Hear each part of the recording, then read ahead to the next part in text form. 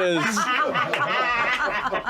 Hello everybody, my name is Luna and welcome to Crit Role Conspiracies, the show where we take a deep dive into Critical Role. Today I'm combining episode 27 and 28, so let's get stuck in. The episode kicks off with the Bells Hells hiring some rooms from the undercarriage and getting ready for the meeting with General Ratanish the next day. They examine Fern's postcards and sort of come to the conclusion that it could have been Nana who was sending them this whole time, just as we theorized in last week's video. Orem suggests that perhaps her Nana was trying to protect Fern from the real reason that her parents had to believe, the reason which I believe is because they were being hunted by the Unseelie court. Fern feels quite nervous about seeing her parents, and Imogen starts to suggest that, oh, maybe we could send them another message, but Dusk very quickly slaps down that idea. Do you want to send it?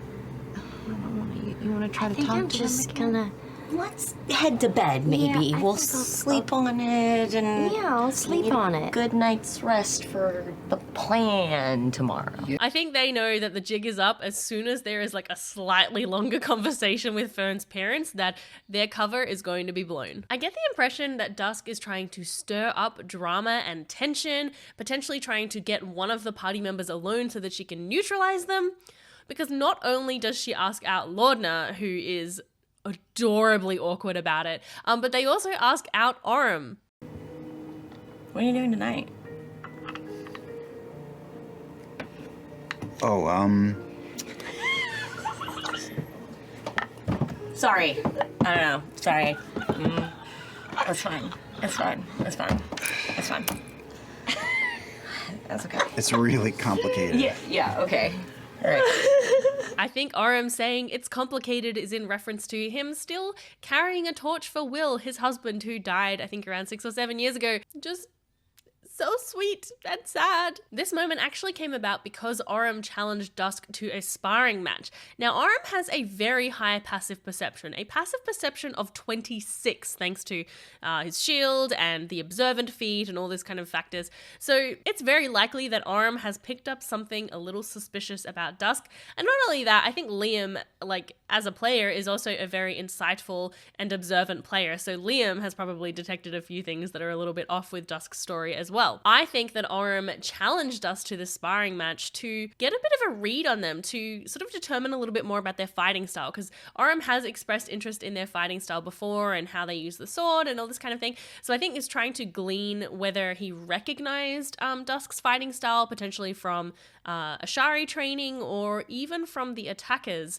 who attacked the Ashari. Maybe he was looking to see if there were some similarities there. Very clever thinking. Now that we know a little bit more about Dusk's motives, it's so interesting seeing Erica's behavior at the table, because there was also this really interesting moment where after asking Laudna out, Erica rolls a dice and then starts texting Matt, who starts texting them back. Potentially they were rolling a deception check to see how well they did with that, encounter with Laudna, or perhaps they've got some secret tasks they're trying to accomplish while everyone is like distracted or asleep. Either way, it's very suspicious. Despite all of the drama and sort of trying to get involved in everybody's business, thankfully Dusk is not able to come between Imogen and Laudna, who patch things up. I'm sorry. I don't want to fight anymore. I don't either. I miss you so much. I miss you so much. And I know that you didn't do that on purpose. I know that fucking... She's crazy. She's in your head. And I know you don't have... Like, it must have been so scary. It was. To have that happen. But what's more terrifying is feeling like there's a rift in our friendship, and that's more scary than anything. And then Imogen even gives Laudna a ring. Look, I've never really been much of a shipper, but I think I might be setting sail on this ship. All aboard! Imogen shares her most recent dream with Laudna, and the two sort of theorize about, what could be on the moon. Maybe there are people on the moon, and Laudna says, hey, we should go to the moon. Yes, Laudna, that is a great idea. Please go to the moon. Please find out what's on there for all of us, because we are dying to know. Just a friendly reminder that I did do a whole video on moon conspiracy theories, so I'll put it in the cards in case you're interested in checking that out. Next, FCG has a little crisis of identity after finding out the dancer is actually alive. And not just that there are apparently more people out there just like them. And he starts glitching again. He calls Treshy Cyrus. He calls Dancer Delilah. He's trying to remember details about Dancer Dancer, but he gets them confused. So he says that she has a moon tattoo, which is actually Aurum, that she has blue skin, which would actually be like Dorian. There's clearly something really wrong and something really going on here. Now, quite a while ago, I can't remember the episode number. If someone can remember, they can pop it in the comments. But a while ago, Matt told Sam to take 2 points of something. We don't know what. We know it's not damage. It's 2 points of something. And so this is probably a mechanical representation of what on earth is going on with FCG. And Sam did talk on Four-Sided Dive about how there was this kind of thing happening with FCG, but he didn't really know how to show it in the game, and he kind of had to think about it, and that this is sort of the representation that he's come up with and of what is actually mechanically happening to FCG. FCG does seem solid on the detail that Dancer is like furry, has some like fuzz.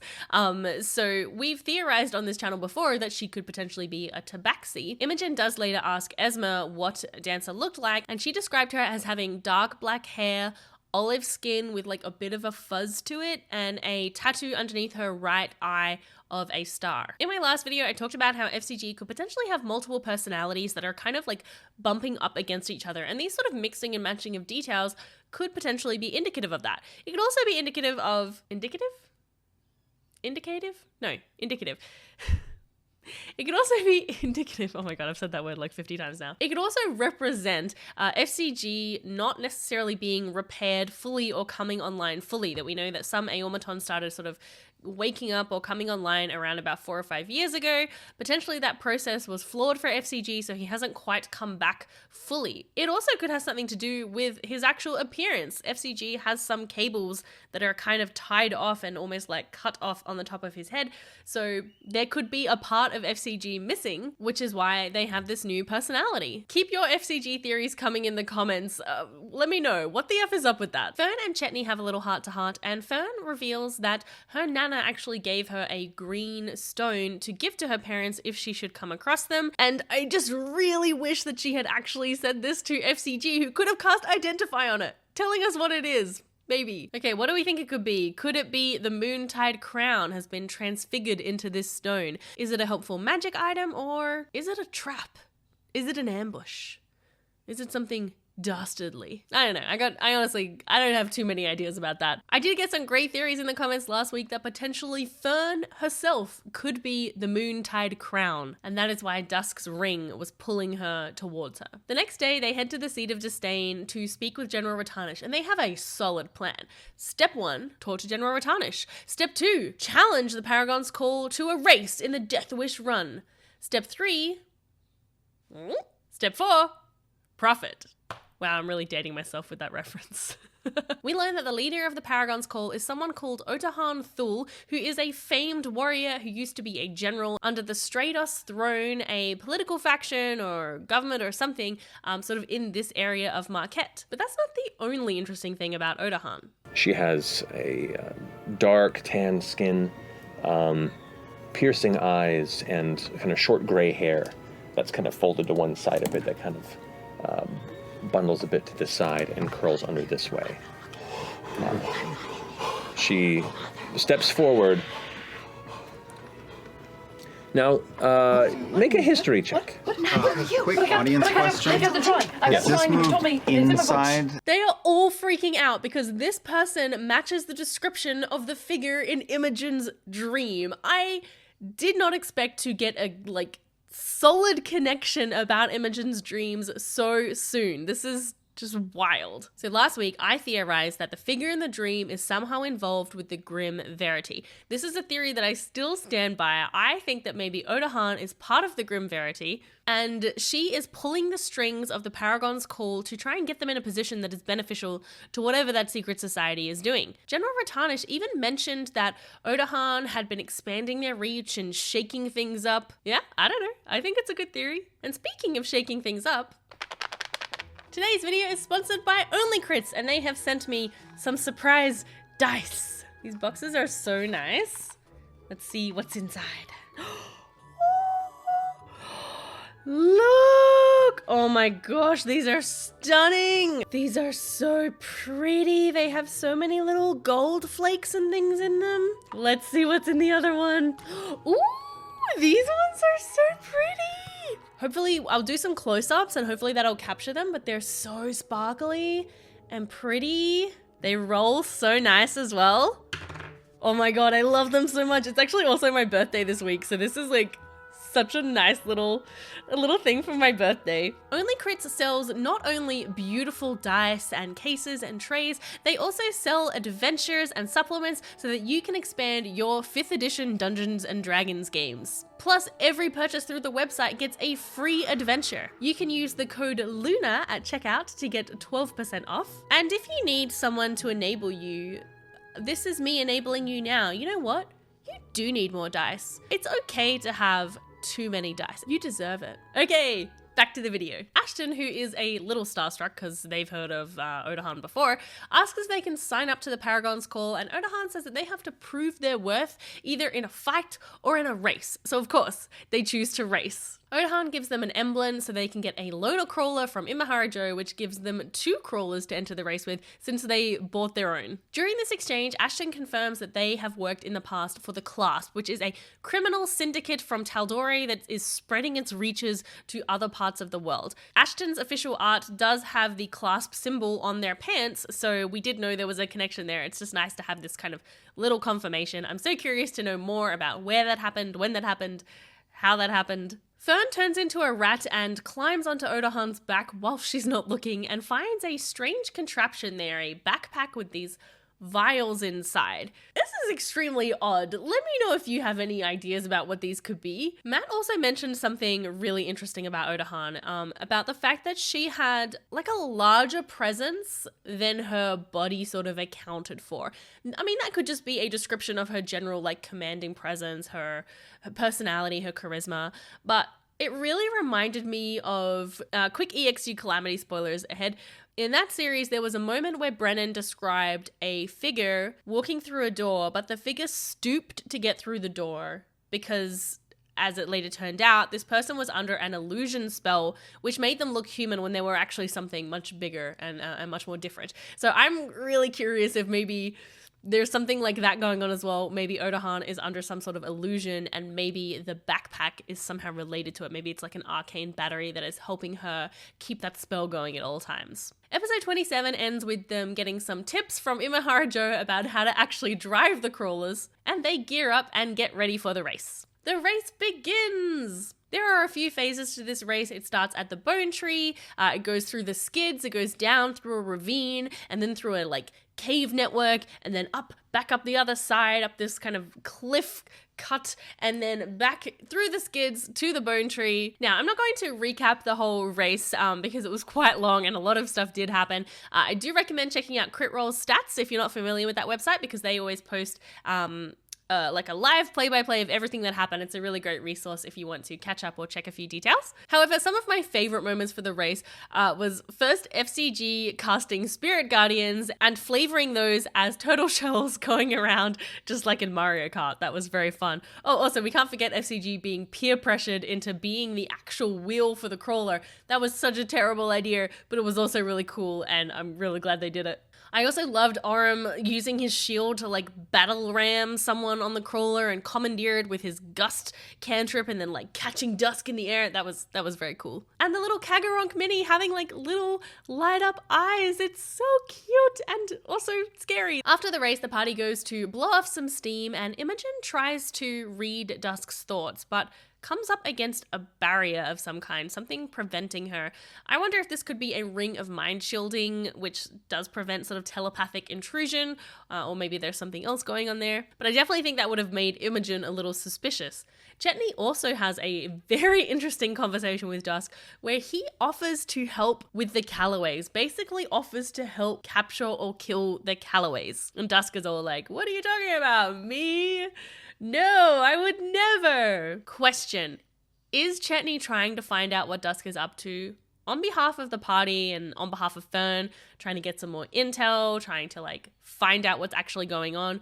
Or is Chetney serious in saying that he will help? I like to think that he is trustworthy and he does feel like kind of a solid member of the group, but also his past behavior has shown that he's not necessarily the like paragon of morality in the group, shall we say. He could still be looking out for himself. So I thought that was very interesting and suspicious. I'm actually even more suspicious about it as well, because Chetney did succeed on an insight check against Dusk, so Erica whispered to Travis, you know, what was going on. So he probably got some intel there about how Dusk was up to some ulterior motives, but he didn't share that with the group. Maybe he was just waiting for an opportune time. I don't know. What are you doing, Chetney? I'd like to say a special thank you to my patrons and to welcome new patrons, Peter Easterwood, Nicholas Capezza, Lawrence Burr, and Andrew Wagner. Thank you so much for your support, and a special thank you to Yasha. If you'd like to support the channel, you can do so by following the link in the description below. The next day, they head to Imahara Joe's for the meeting with Fern's parents, although it turns out to be just Fern's mother. And that whole thing about Fern's parents being gone for 90 years.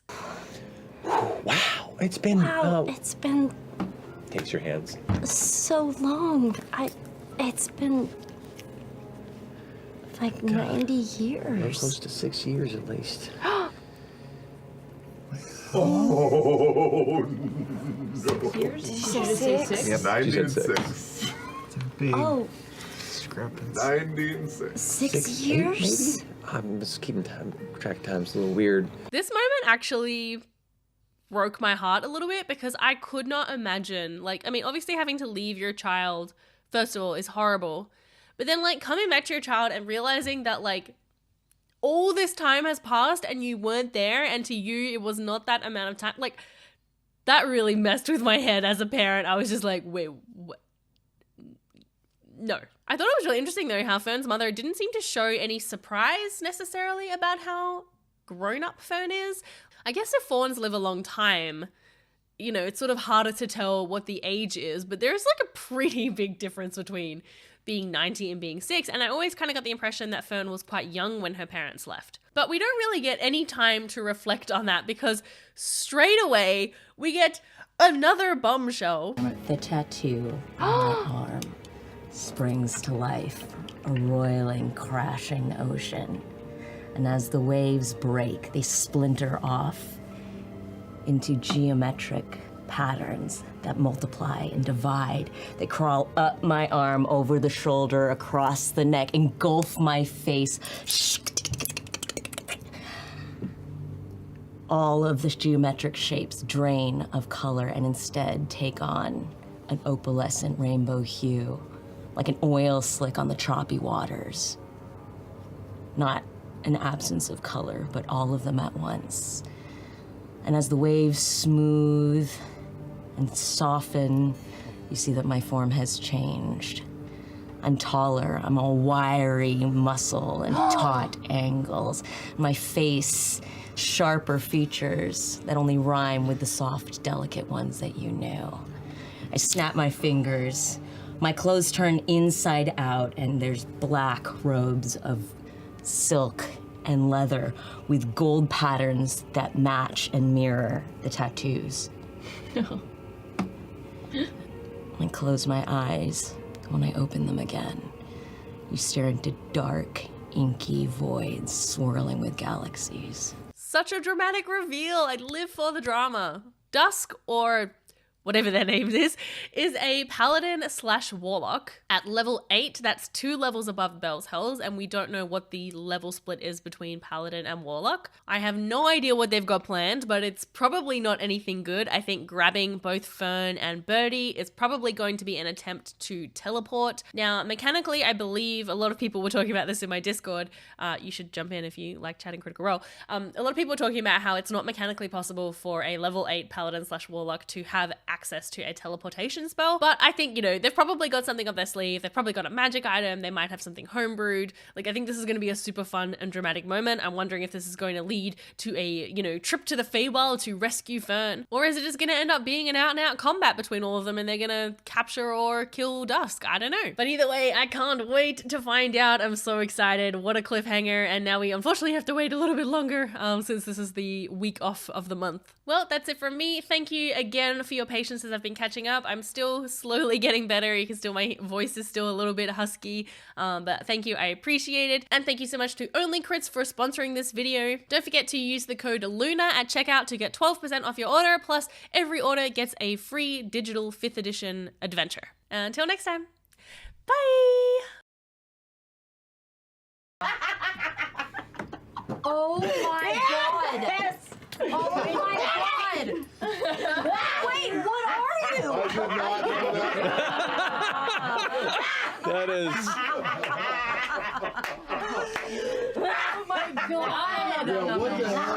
nom nom nom.